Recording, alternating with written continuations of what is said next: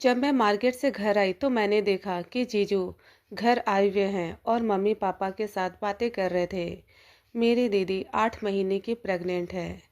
तो दीदी ने जीजू को भेजा है सालनी को अपने यहाँ ले आने के लिए, ताकि मैं दीदी की प्रेगनेंसी के टाइम देख रेख कर सकूं।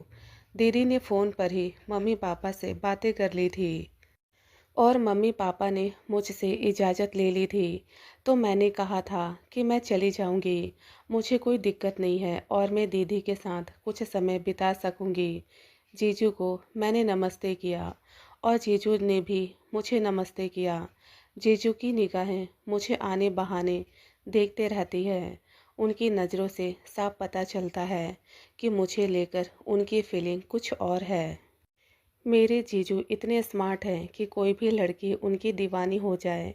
जीजू दोपहर के समय जहाँ हमारे घर लखनऊ आए थे और अब हमें ट्रेन से शाम के समय भोपाल के लिए दीदी और जीजू के घर निकलना था। तो मैं अपनी पैकिंग समय रहते कर ली और मम्मी पापा ने कहा, सालिनी अपनी दीदी का ध्यान रखना। मैं हाँ में गर्दन हिला दी। अब हमारा घर से निकलने का समय हो चला था।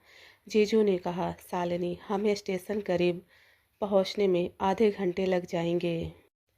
तो समय हो चुका है, हम निकले। मैंने कहा, जीजू मैंने अपनी पैकिंग कर ली है, मैं रेडी हूँ। जीजू ने कहा, कोई बात नहीं है, तुम्हें जो शॉपिंग करना होगा भोपाल चलकर कर लेना। ना जाने क्यों मुझे अपने जीजू से बातें करने में शर्म आती थी और बातें करते करते मेरी नज़रें नीचे हो जाती थी। और आज तो मुझे जीजू के साथ आधी रात में सफ़र के लिए निकलना है। हम दोनों ने अपनी ट्रेन पकड़ ली और आमने सामने की सीट थी, लेकिन एक सीट कंफर्म ना होने की वजह से हम दोनों एक ही सीट में बैठे थे। जीजू मुझे थोड़ी दूरी बनाकर बैठे थे। रात होते ही मुझे नींद आने लग गई और नींद में ही मैं जीजू के कंधे पर अपना सर रख दिया। यह देखकर जीजू थोड़ा मेरे करीब खिसक गए ताकि मुझे तकलीफ़ ना हो। अचानक से झटके से मेरी नींद खुली तो फिर जीजू ने कहा, सालिनी तुम आराम से लेट जाओ, मैं साइड होकर बैठ जाता हूँ। मैंने कहा, नहीं जीजू दिक्कत होगी आपको, मैं लेटूंगी नहीं। जीजा जी ने कहा, तुम्हें नींद आ रही है, तुम लेट जाओगी तो तुम्हें आराम मिल जाएगा। तो फिर मैं लेट गई और लेटते ही मुझे नींद आ गई। मैंने अपना पैर जीजा जी के जांघों पर रख दिया। मुझे लेटते ही इतनी आराम मिली कि मैं बता नहीं सकती। मैं पूरे दिन भर की थकी थी। मैं आज बिल्कुल भी घर में आराम नहीं कर पाई थी और नींद में मैंने अपना पैर जीजू के जांघों पर रखा था। जीजू मेरे पैरों को हल्के हल्के से सहला रहे थे, उसे दबा रहे थे। मुझे नींद में ही आराम मिल रहा था। बगल के लोग हमें पति पत्नी समझ रहे थे, क्योंकि मैं ज़्यादा जीजू से बातें नहीं कर रही थी। इसलिए उन्हें पता नहीं चला कि हम दोनों जीजा साली हैं। वह अभी तक हमें पति पत्नी ही समझ रहे थे। मुझे ऐसा लग रहा था आधी रात में मैं जीजू और दीदी के घर पहुंच गई। दीदी ने पहुंचते ही मुझे गले लगा लिया और कहा, कोई दिक्कत तो नहीं हुई तुझे आने में? मैंने कहा, नहीं दीदी, जीजू तो किसी भी तरह की कोई दिक्कत मुझे होने नहीं दिया। दीदी ने अपने कमरे के सामने वाला कमरा ही मुझे ठहरने के लिए दिया, जहां मैं अपना सामान रख दी। दीदी की प्रेगनेंसी का 8वां महीना चल रहा था, इसलिए मैंने सोचा कल से ही मैं घर का सारा काम संभाल लूँगी, जहाँ पर दीदी और जीजू ही रहते हैं। आधी रात को करीब हम दीदी और जीजू के घर पर पहुंचे थे। ठंड का समय था तो ठंड इतनी मुझे लग रही थी कि मैं कांप रही थी। दीदी ने अदरक वाली चाय बनाई और हम दोनों को पिलाई। इसके बाद खाना वगैरह गर्मा गर्म निकाल कर जीजू और मुझे खिलाया। फिर दीदी ने कहा, सालिनी अब तो अपने कमरे में आराम से सो जा, कल हम बातें करेंगे। अपने कमरे में चली गई। मैं सामान कमरे में यूं ही अभी रख दिया था। मैंने सोचा मैं सुबह अपने सामान को सही से कमरे में समेट लूँगी, क्योंकि मुझे कपकपाहट हो रही थी और ठंड बहुत ज़्यादा लग रही थी। सो मैं कंबल में घुस गई और सोने लगी। लेकिन जब भी मेरी आंखें बंद होती, मुझे जीजू की वह छुअन याद आती, जो वह मेरे पैरों को सहला रहे थे। मेरे जीजू इतने अच्छे हैं कि मैं बता नहीं सकती। लेकिन एक बात मैं आपको बताना चाहूँगी। जब दीदी और जीजू की शादी तय हो रही थी, तो जीजू और उनके घर वाले दीदी को देखने घर आए हुए थे।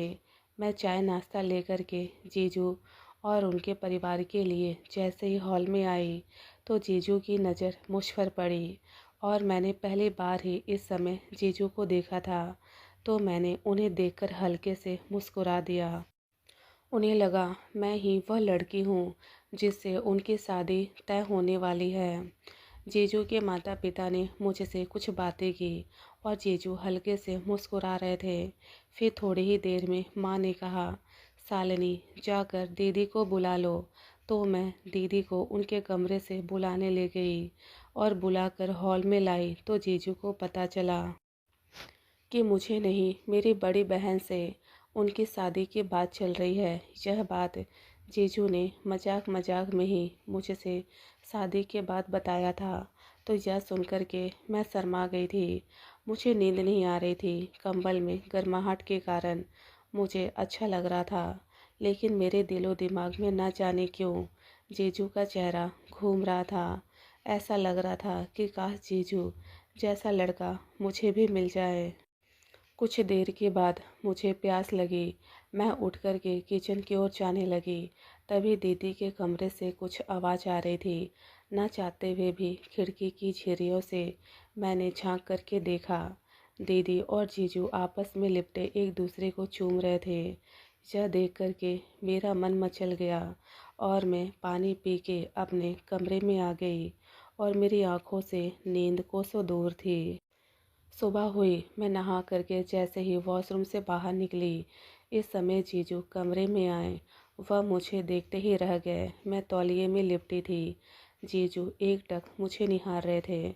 मैंने जीजू का इस तरह पहली बार देखा था, लेकिन जीजू का इस तरह से मुझे देखना ना जाने क्यों अच्छा लग रहा था। जीजू धीरे धीरे मेरे करीब आए। वह मेरे होठों को जो लग रहा था कि चूमना चाह रहे हों। उनकी आंखें लाल हो रही थी। वह अपने हाथों को धीरे धीरे मेरे चेहरे के पास ले आए, मेरे चेहरे से पकड़कर होंठों के करीब ले आए। फिर एक झटके से अपने हाथ हटाकर बोले, मुझे माफ़ करना। मैं बिना दरवाज़ा खटखटाए अंदर आ गया। मैं ऑफिस जा रहा हूँ। तुम्हारी दीदी सर में थोड़ा दर्द बता रही है।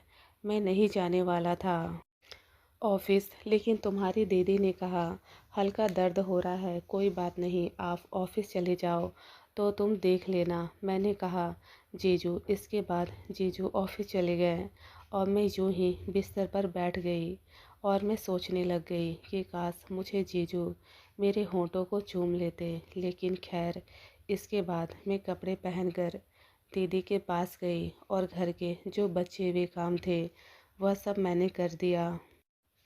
रात हुई। जैसे ही जीजू ऑफिस से घर आए, मैंने दीदी से पूछकर जीजू के पसंद का खाना बना दिया था और जीजू, मैं और दीदी एक ही टेबल पर साथ में खाना खाने लगे। जीजू ने मेरे खाने की खूब तारीफ़ की।